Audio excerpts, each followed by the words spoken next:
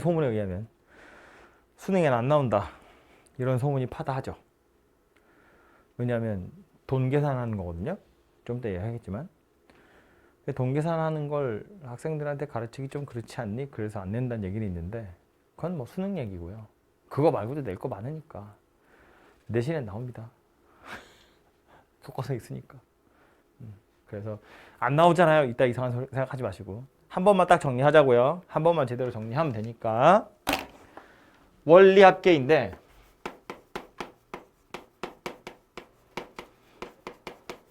원금과 이자의 합계예요. 그래서 원리 합계예요. 원금이랑 이자의 합계. 돈을 넣어두면 이자가 붙을 거잖아, 그죠? 그럼 그 이자가 붙는 방식에 따라서 두 가지로 나눌 수 있는데 첫 번째는 단리법이고요. 두 번째는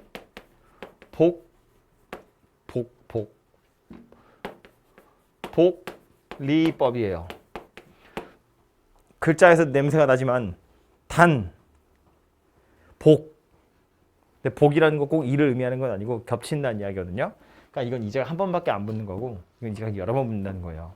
이자가 한 번 붙는다는 건 어떤 의미냐면 예를 들어서 내가 원금이 100만 원이에요.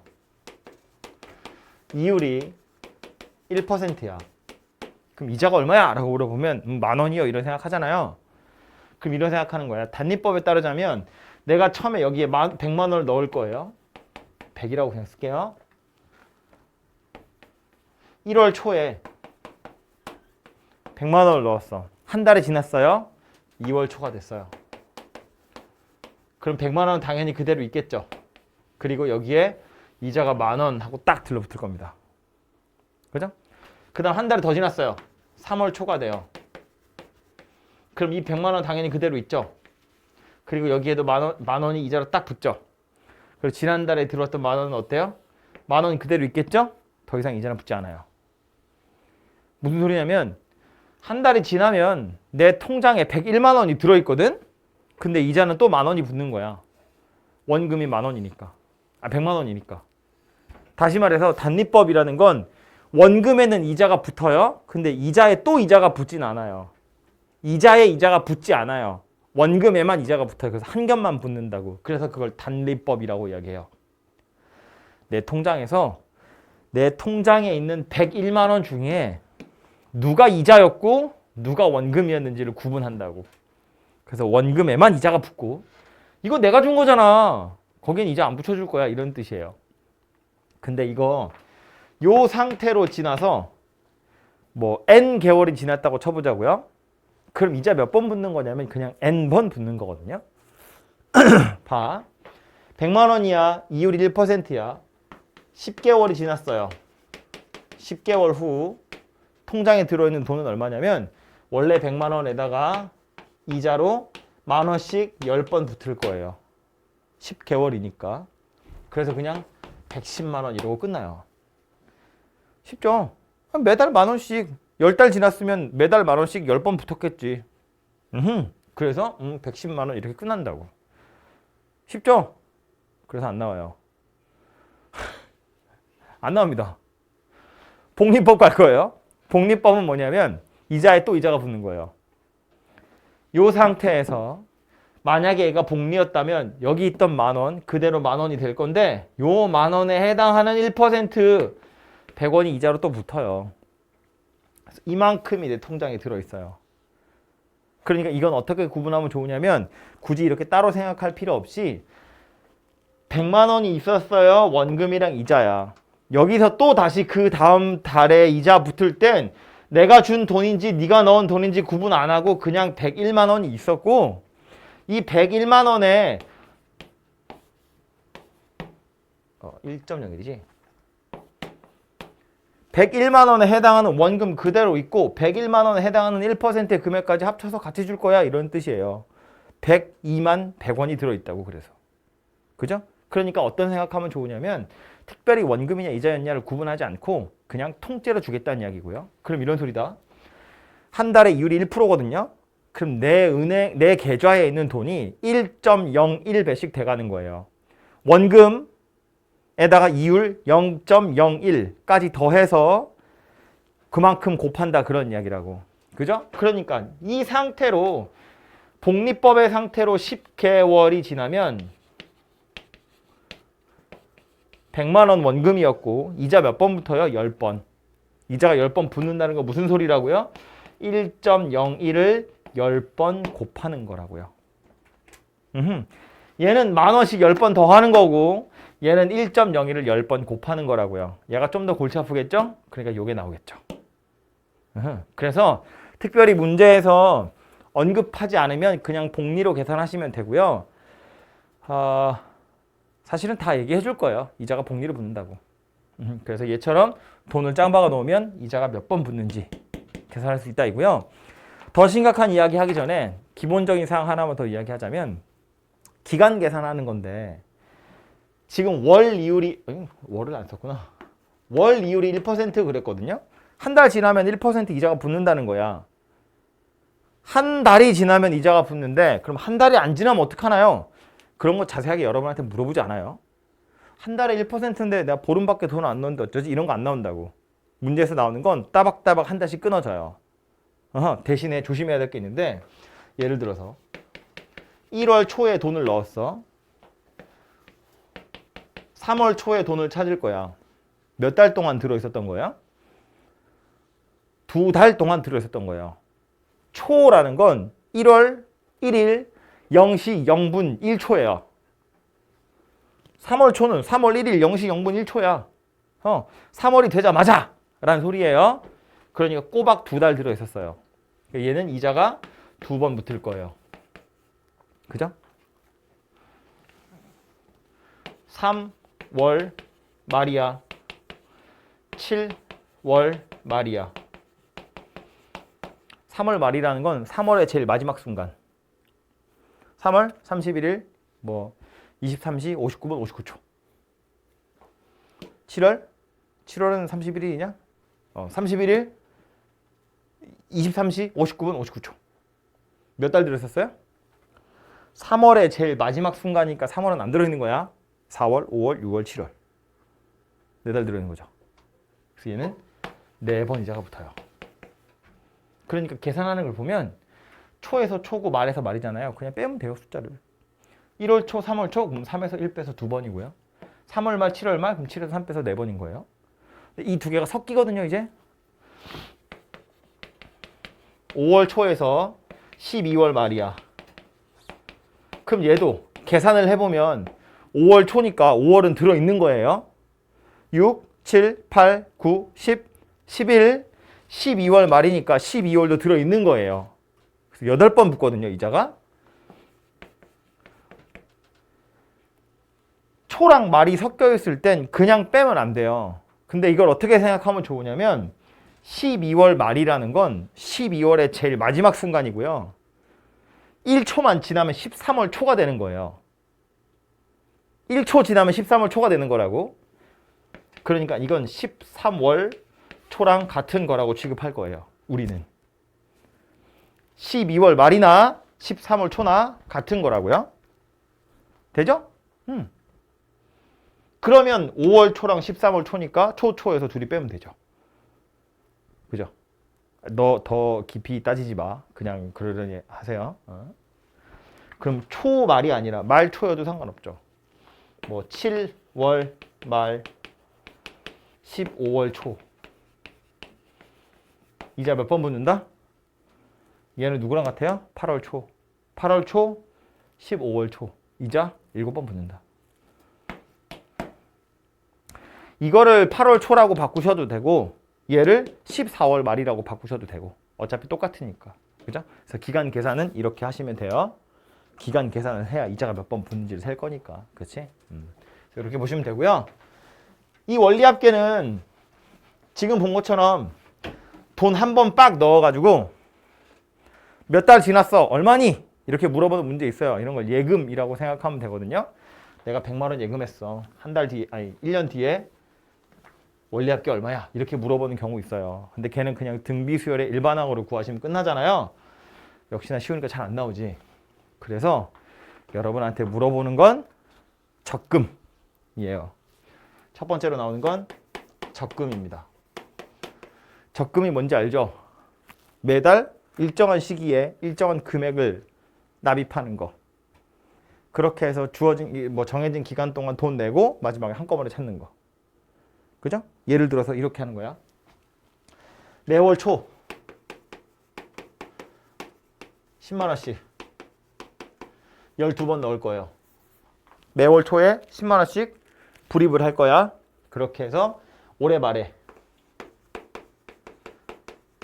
돈을 찾을 거고요. 월 이율은 1%. 올해 말 원리합계 얼마일까? 이런 이야기예요. 그냥 돈을 한 번 넣고 12월 말에 돈을 찾는 게 아니라 매월 초에 돈을 넣어서 원리합계를 찾는 거예요. 찾을 땐 이렇게 찾습니다. 1월 초에 10만 원 넣을 거란 이야기고요. 2월 초에도 10만 원 넣을 거란 이야기고 3월 초에도 10만 원 넣을 거란 이야기예요. 제일 마지막에 돈 넣는 건 언제냐면 12월 초겠죠.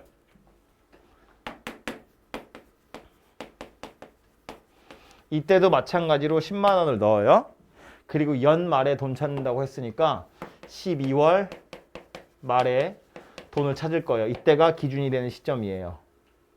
그럼 우리는 어떻게 생각할 거냐면 이 기준 시점을 기준으로 해서 저 각각의 금액들이 요 시기가 되었을 때 얼마가 될지 통장을 다 따로따로 생각하는 거예요. 다 별개라고 생각하는 거예요. 그러니까 1월 초에 넣은 10만 원 따로 여기 와서 얼마인지 세는 거고 2월에 넣은 돈이 여기가 되면 얼마인지 3월 달에 넣은 거 12월에 넣은 게 12월 말이 되면 얼마의 가치가 되어 있을지를 생각해 보겠다는 거야. 그럼 얘는요. 이자 몇 번 붙는 거예요? 1월 초고 12월 말이에요. 13월 초라고 바꾸면 이자 12번 붙어요. 그죠? 그러니까 얘는 10만 원에 이자가 12번 붙는 녀석이에요. 그죠? 2월 초에 넣은 건 어때요? 얘는 이자가 한 번 덜 붙으니까 11번 이렇게 붙겠다. 그죠? 얘는 이제 10번 붙겠죠? 얘는요. 12월 초에 넣었고 12월 말에 찾을 거니까 12월 한 달 동안 꼬박 들어있었던 거야. 이자가 한 번 붙어요. 이렇게. 이거 다 더하면 뭐다? 이때 내 통장에 들어있는 합계다. 써놓고 나서 보니 이거 뭔 수열이에요? 등비수열이에요. 얘를 초항이라고 보는 게 편하겠죠? 이렇게 하면 1.02를 나누는 거니까 여기서부터 올라가는 거야. 그래서 얘네들을 다 더하려면 이렇게 계산하면 되겠죠. 초항이 10 곱하기 1.01 공비는 1.01 항의 개수는 12개. 여기서부터 이렇게 쭉 더한다고 치면 그래서 합을 찾아보면 얼마냐면 1.01 마이너스 1분의 초항이 10 곱하기 1.01 1.01에 12개 빼기 1 이렇게 생긴 녀석이에요. 참고로 1.01에 12승 이런 건 문제에 나와 있을 거예요. 그래서 요거는 계산해 보시면 되고요. 요거랑 비슷한 녀석으로 하나 또 비교해야 될 게 있는데 그게 뭐냐면 거의 똑같은 조건인데 딱 하나 달라요. 얘는 매월 말에 돈을 넣는 거예요. 똑같이 10만 원, 이율은 1%, 올해 말에 찾을 거예요. 그럼 첫 번째로 돈 넣는 게 언제냐면 1월 말이에요. 그죠? 매월 말에 돈 넣을 거니까 1월 말에 돈 넣을 거예요. 10만 원. 2월 말에 돈 넣을 거예요. 10만 원 해서 제일 마지막에 돈을 넣는 건 언제냐면 12월 말이고요. 약간 납득은 안 가겠지만 12월 말에 돈을 딱 내는 순간 끝나는 거예요. 그러니까 요거까지 내는 거야. 12번.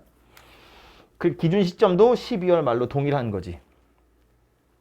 얘는 12월 초에 돈 넣고 한 달 있다 찾는 거라면 얘는 12월 말에 돈을 넣자마자 끝! 이러고 찾을 수 있다고요.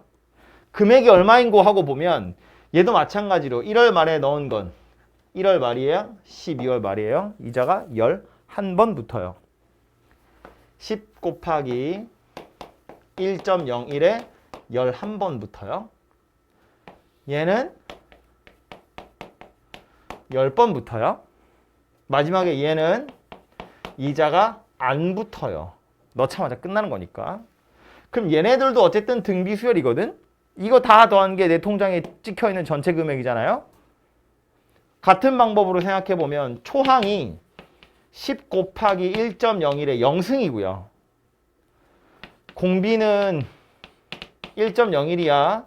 항의 개수는 똑같이 12개예요. 그래서 이걸로 합을 구해보면 1.01 마이너스 1분의 초항이 그냥 10이에요. 1.01에 12개 빼기 1 이렇게 생겼거든요. 그래서 얘하고의 차이는 뭐다? 초항만 차이 난다. 근데 그 초항의 차이 때문에 결과적으로 보면 금액 전체적으로도 1.01배만큼 차이가 나요. 그죠? 그럴 수밖에 없는 게 우리 지금 12번의 납입 금액을 다 따로따로 계산하는 중인데 첫 번째 1회차 불입금을 살펴보면 쟤는 이자 12번 붙고 얘는 11번 붙어요. 얘가 이자 한 번 덜 붙거든요. 두 번째 것도 마찬가지로 얘가 이자 한 번 덜 붙고 마지막 것도 얘가 이자 한 번 덜 붙어요. 그럴 수밖에 없는 게 얘는 1월 초에 넣었고 얘는 1월 말에 넣었는데 1월 말은 2월 초랑 같은 거라니까. 한 달씩 늦게 넣고 있는 거잖아요. 사실상. 한 달씩 돈을 늦게 넣었으니 합계에서도 한 달치 이자가 덜 나올 거라고요. 요 녀석이. 이게 대체 무슨 얘기인지.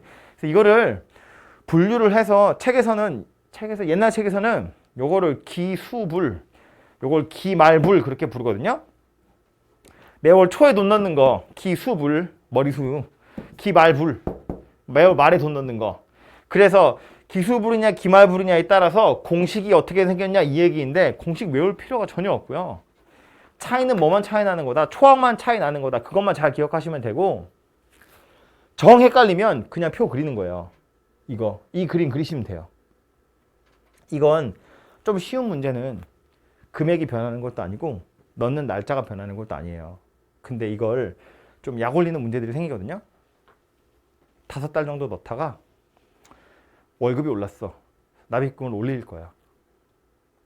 그래서 남은 7회차는 20만 원씩 넣을 거야. 합계 얼마니? 이런 거 물어봐요. 그럼 어차피 통장 12개라고 생각하고 다 따로따로 계산하는 거잖아요. 기준이 되는 시점이 여기니까 이 시점에 저 각각의 금액들이 얼마인지를 그냥 따로따로 세시면 돼요. 다 더하는 거야. 합이 2개가 되긴 하겠지만. 그죠? 이런 식으로 계산하는 거니까 너무 복잡해서 헷갈린다 싶으면 이 그림 그리셔서 등비수열을 합으로 구해보시면 된다 그런 이야기예요. 그래서 이게 적금 이야기고요. 책에는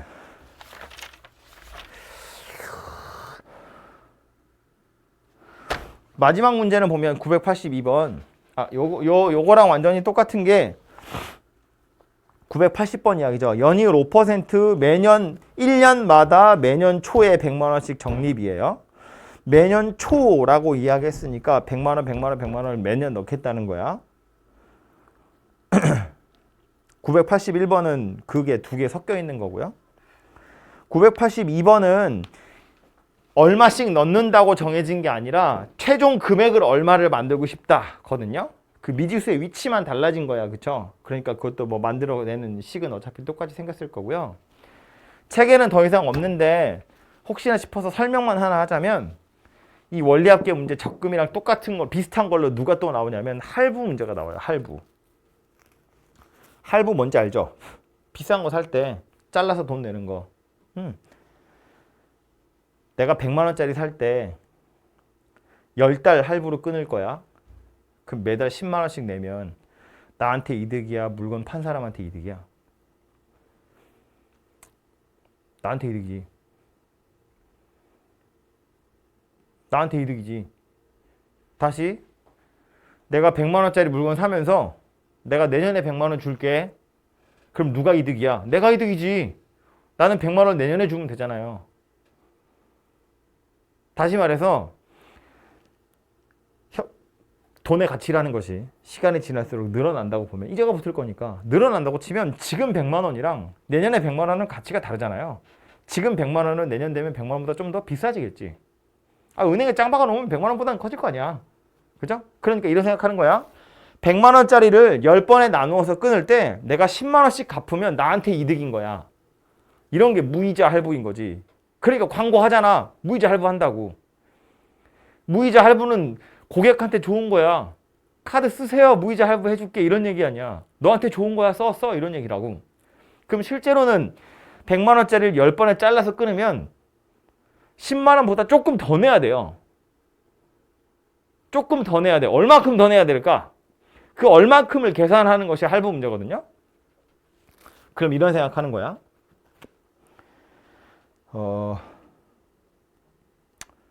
내가 차를 샀어. 실제로 산 건 아니고요. 현대자동차에서 차를 샀어. 3천만 원짜리 차를 샀다고 치자. 할부를 끊었어. 10년짜리. 매년 돈을 갚을 거야. 300만 원보다 더 내야 돼요. 얼마큼 더 낼까를 생각을 해보면 현대자동차 입장에선 나한테 3천만 원을 사실상 빌려준 거고 내가 10번에 걸쳐서 갚는 거잖아요. 그럼 현대차 입장에선 손해 안 보려면 나랑 거래 안 하고 그 3천만 원 은행에 가만히 짱박아 놨다가 10년 뒤에 찾을 거야. 그 금액이랑 나랑 거래를 터서 내가 매년 갚는 돈이 있을 거 아니에요? 그 돈을 받자마자 은행에 넣어. 받자마자 은행에 넣어. 받자마자 은행에 넣어. 그렇게 해서 10년 뒤에 금액이랑 같으면 돼요. 그러면 손해본 게 아닌 거지. 나랑 거래를 터서 내가 갚는 금액을 차곡차곡 받아가지고 은행에 넣어. 마치 적금 넣듯이. 그렇게 해서 10년 뒤에 원리합계나 나랑 거래 안 하고 그냥 3천만 원 은행에 짱 박아 놓고 10년 쭉 지났을 때 금액이나 같으면 된다고. 그렇게 해서 한 달에 얼마씩 갚아야 하는지를 계산하는 거예요. 역시 통장이 두 개라고 따로 생각하는 거야. 나랑 할부 거래를 했을 때, 할부 거래를 하지 않았을 때. 3천만 원짜리 예금이랑 할부금으로 적금 넣었을 때 원리합계랑 둘이 같으면 된다. 오케이? 그렇게 해서 할부금을 찾아보시면 돼요. 나중에 문제 나오면 그때 가서 이야기하도록 하죠.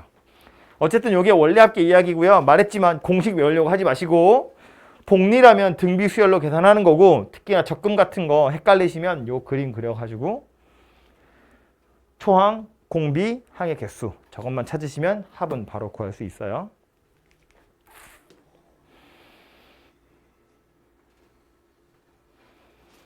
예의상 요거 하나 풀까요? 980번? 머릿속에 그림을 그려봐. 머릿속에 그림을 그려봐. 월이율 5%, 연이율 5% 매년 초에 100만 원씩 적립할 거야. 매년 초에 100만 원씩 적립할 100만 원씩 적립할 거예요. 10년 말에 찾으래. 그럼 1년 초에 100만 원 넣었어요. 2년 초에도 넣었고 3년 초에도 넣었어요. 제일 마지막으로 언제 넣어요? 10년 초에 넣겠지. 그래야 10년 말에 찾을 거잖아요. 초항이 누구야? 10년 초에 넣은 금액이 초항이에요. 여기서부터 이렇게 세잖아. 여기서부터 이렇게 등비수열이라고 셀 거라고. 제일 마지막에 넣은 금액, 그게 10년 초에 넣은 금액이고 이제 한 번 붙어요. 그림은 이렇게 생겼어. 1초 100만 원, 2초 100만 원, 3초 100만 원, 10초에도 100만 원. 찾는 건 10말. 이자 10번, 이자 9번, 8번 등등등 마지막 또 이자 1번. 얘가 초항이었잖아요. 그죠? 그러니까 초항이 누구다? 100 곱하기 1.05. 공비는 1.05.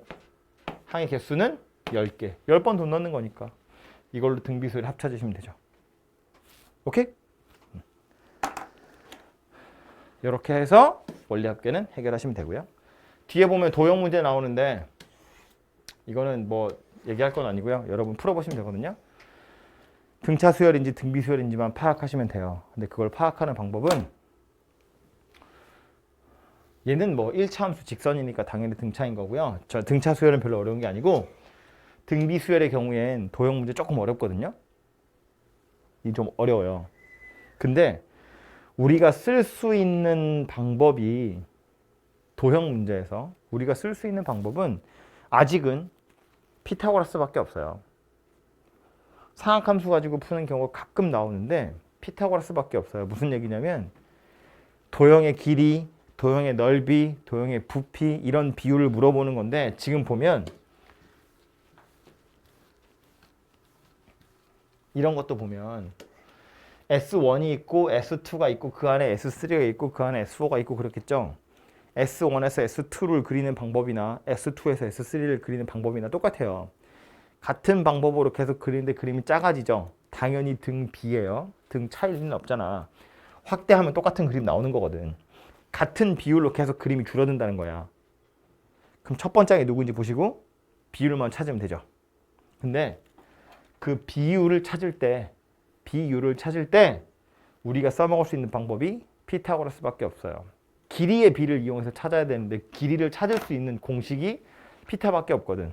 진짜 간혹 가다가 뭐 사인 법칙이나 코사인 법칙을 쓰는 경우도 있긴 있는데 잘 없어요. 왜냐면 그건 교육 과정에 문제가 있어요. 문제라기보다 교육 과정 때문에 계속 뒤죽박죽 왔다 갔다 하잖아요. 그죠?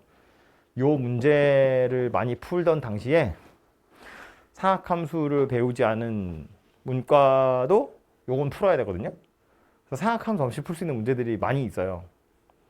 어쨌든 그건 몰라도 되고 도형 문제를 풀 때 길이를 구해야 하는데 어떻게 해야 될지 모르겠다 싶으면 직각삼각형을 찾을 생각하세요. 직각을 찾을 생각을 하세요. 그렇게 해서 길이를 구하는 겁니다. 더 자세한 건 다른 도형 문제 풀 때 한꺼번에 풀 기회가 있으면 풀면서 다시 한번 설명하도록 하겠습니다.